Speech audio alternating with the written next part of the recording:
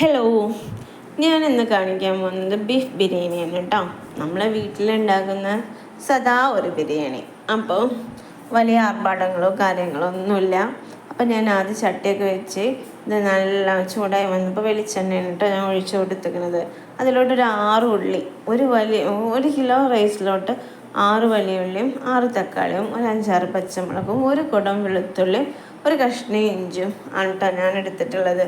അപ്പോൾ അത് വെള്ളുള്ളി ഞാൻ നല്ല കനം കുറച്ച് അരിഞ്ഞതാണ്. അപ്പോൾ അത് ഞാനിതാ ആദ്യം ഇട്ടിട്ട് ഒരു ലേശം ഉപ്പിട്ടിട്ട് നല്ലൊന്ന് വഴറ്റിയെടുക്കുക കേട്ടോ. ഒന്ന് അടച്ച് വെച്ച് വേവിച്ചെടുക്കാം. ഇപ്പോൾ അടച്ച് വെച്ച് നല്ല വഴണ്ട് വന്നിട്ടുണ്ട് കേട്ടോ. നല്ല വഴണ്ട് വന്നതിന് ശേഷം നമുക്ക് അരിഞ്ഞ് വെച്ച തക്കാളിയും കൂടി ചേർത്ത് കൊടുക്കാം. അതിൻ്റെ കൂടെ തന്നെ നമ്മൾ പേസ്റ്റാക്കിയിട്ടുള്ള ഇഞ്ചി വെളുത്തുള്ളി പച്ചമുളകും കൂടി പേസ്റ്റാക്കി എടുത്തിട്ടുണ്ട്. അതും കൂടി ഇതിലേക്ക് ആഡ് ചെയ്ത് കൊടുക്കുകയാണ് കേട്ടോ. അപ്പോൾ നമ്മൾ ഉള്ളിയൊക്കെ അസലായിട്ട് വഴണ്ട് വന്നിട്ടുണ്ട്.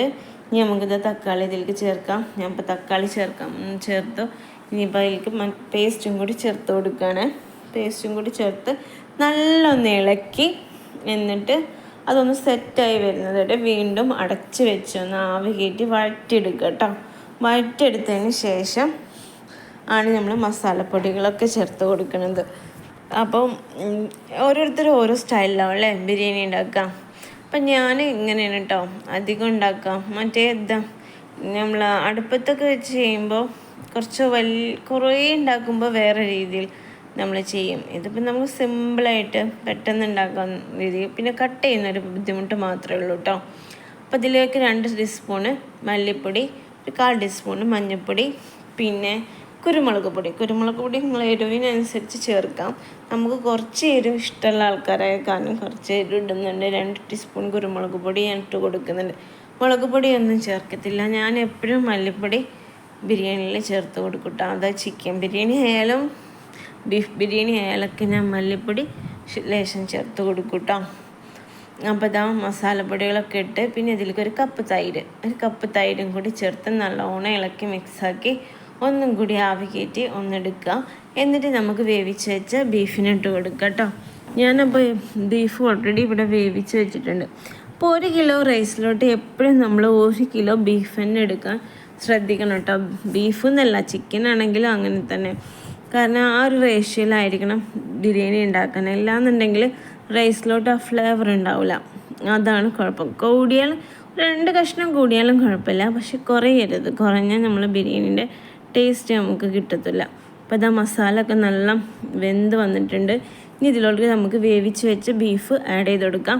അപ്പോൾ ഞാൻ ബീഫ് ആഡ് ചെയ്ത് കൊടുക്കണം. അപ്പോൾ അതിൻ്റെ സ്റ്റോക്ക് ഉണ്ടെങ്കിൽ കുറച്ച് സ്റ്റോക്കും കൂടി ഇതിലേക്ക് ഒഴിച്ചു കൊടുക്കട്ടോ. അപ്പോൾ ഒന്നും കൂടി ഫ്ലേവറിന് വരും. അതിനാണ് നമ്മൾ അങ്ങനെ ചെയ്യുന്നത്. അപ്പോൾ ഞാൻ ബീഫ് വേവിക്കുമ്പോൾ തന്നെ കുറച്ച് വെള്ളം ഒഴിച്ചിട്ടാണ് വേവിച്ചെടുത്തത് കേട്ടോ.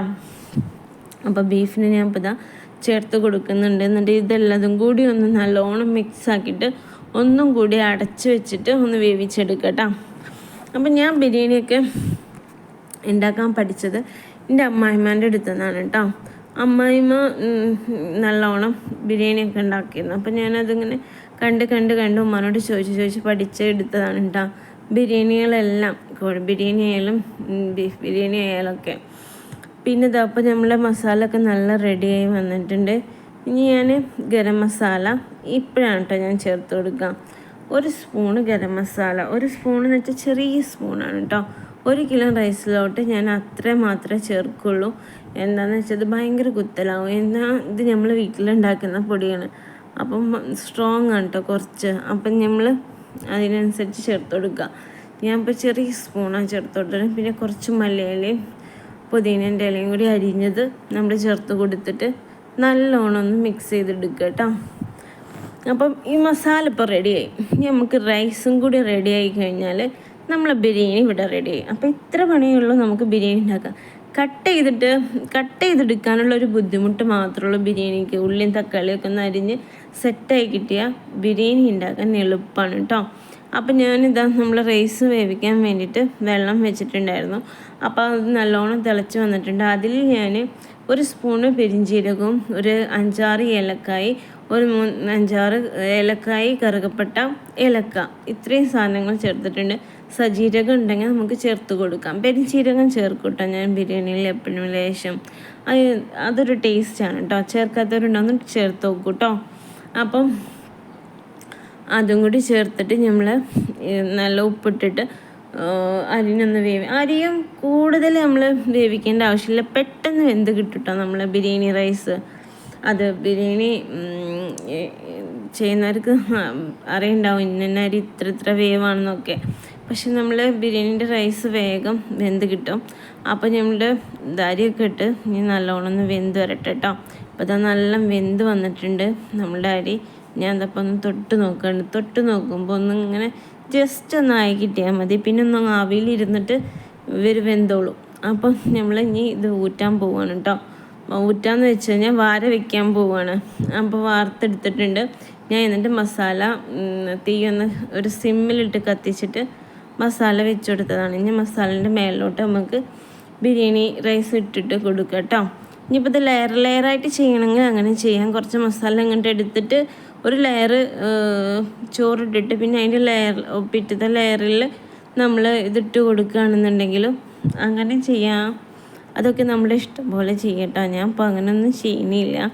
ഞാൻ അപ്പോൾ ജസ്റ്റ് ഇങ്ങനെ മാത്രമേ ചെയ്യുന്നുള്ളൂ. ഇനി ഇതിൻ്റെ മേലെ കുറച്ച് മല്ലിയിലയും പുതിനേൻ്റെ ഇലയും കൂടി ഇട്ട് കൊടുക്കുക. കുറച്ച് ഗരം മസാലപ്പൊടി തൂവി കൊടുക്കുക.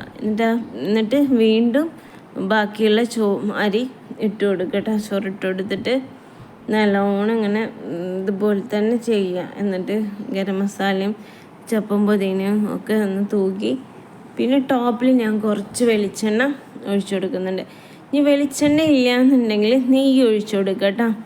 നെയ്യ് ഉണ്ടെങ്കിലാണ് ബെസ്റ്റ്. ഇല്ല എന്നുണ്ടെങ്കിൽ RKG അതങ്ങനെ അതായാലും കുഴപ്പമില്ല, മിൽമയുടെ നെയ്യായാലും കുഴപ്പമില്ല.